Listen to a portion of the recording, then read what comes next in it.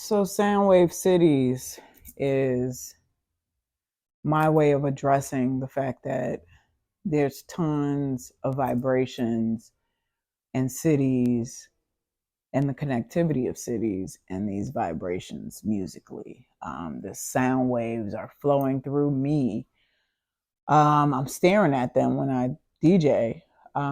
This particular series, Red, Black, White, it just came out of nowhere, just recently. Um, Me being back in the city of Chicago and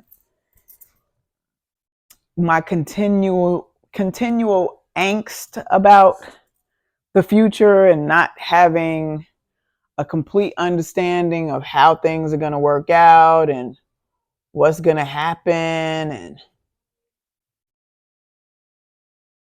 understanding the fact that these spaces are booking people and the soundtrack is so, in my opinion, mediocre.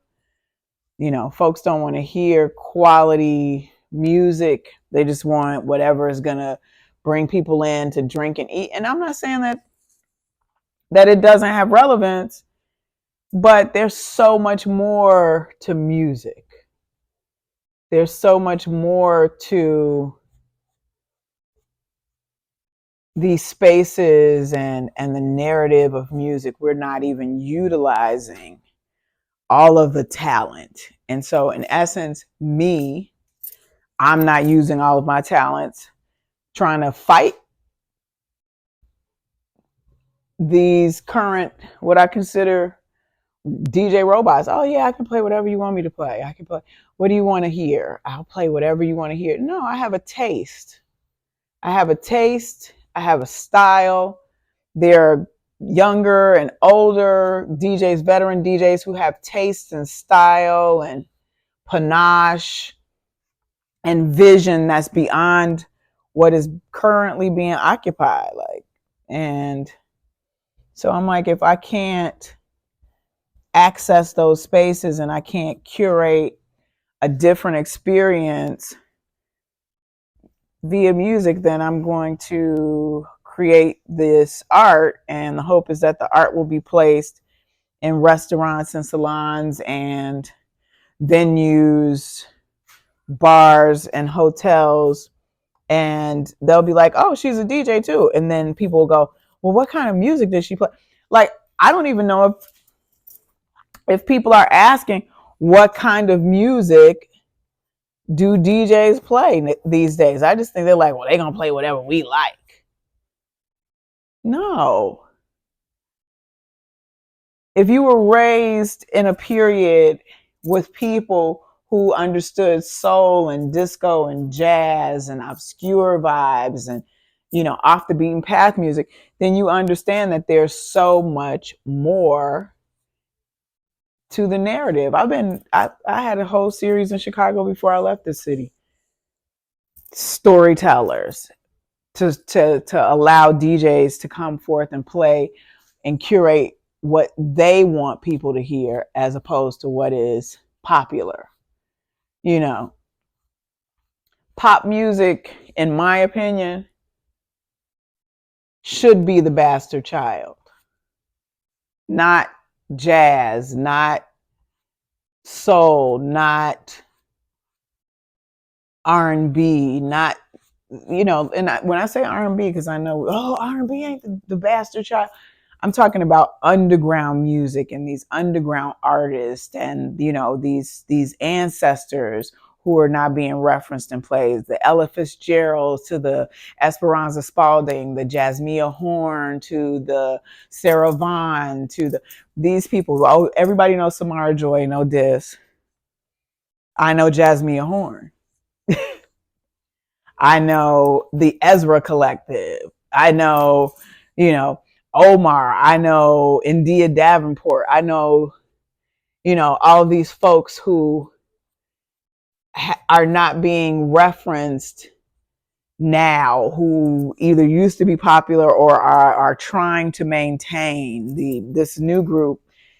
I can't even think of the name of it, but because they're new. I can't say the name of their group yet, but there's so much more to the story. So me saying Soundwave Cities is like me saying you don't have enough art and music. You know, me coming to the conclusion that, oh, art and DJing aren't going hand in hand, so I'm going to step deeper into the side of art. I'm probably not going to be a musician in a traditional musician standpoint. I can make music. I have produced music that doesn't sound like anybody else's because it's not supposed to. It's supposed to be the art that the creative comes together to make together, that is our own. That is what this is for me. Um, you know, pop should be the bastard child to me. Jazz and blues and soul and funk and gospel and disco and soulful house and the underground lo-fi cat in the basement. Those tunes, those genres, those DJs, those producers that are hustling and trying to, keep their music pure and not buying into this industry and what the industry suggests that we do. Those people are the folks who I'm identifying with and fighting for. I'm fighting for you to be able to come into a space and present the music that you want people to hear, the musician who has a body of work. We don't want you playing covers. We don't want you playing covers. We want you to play that music that you play.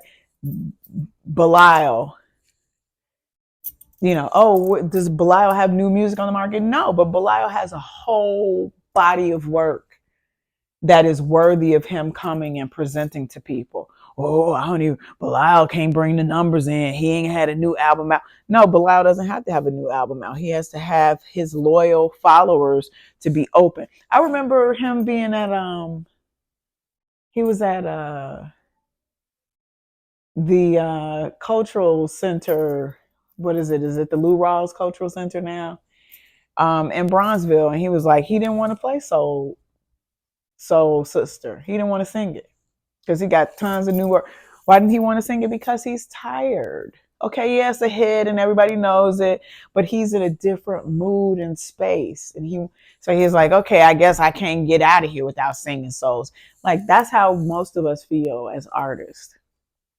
Can you let me present this new, different music? Can you let me present this new, different? I'm in a different space in my life, and I'd like to present this new understanding of music. All of it is in house music. Oh, we just want to hear. We don't want all that stuff. Whew. Yeah, street art DJ. That's why I've started to venture to my other Instagram account. Soundwave Cities is me saying you can use that account and hope I pop up and post something that satisfies your curiosity and possibly.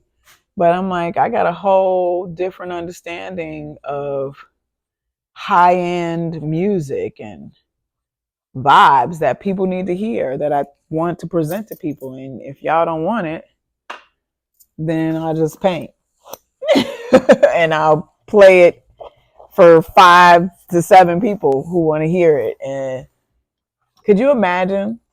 Let's do this. Can you imagine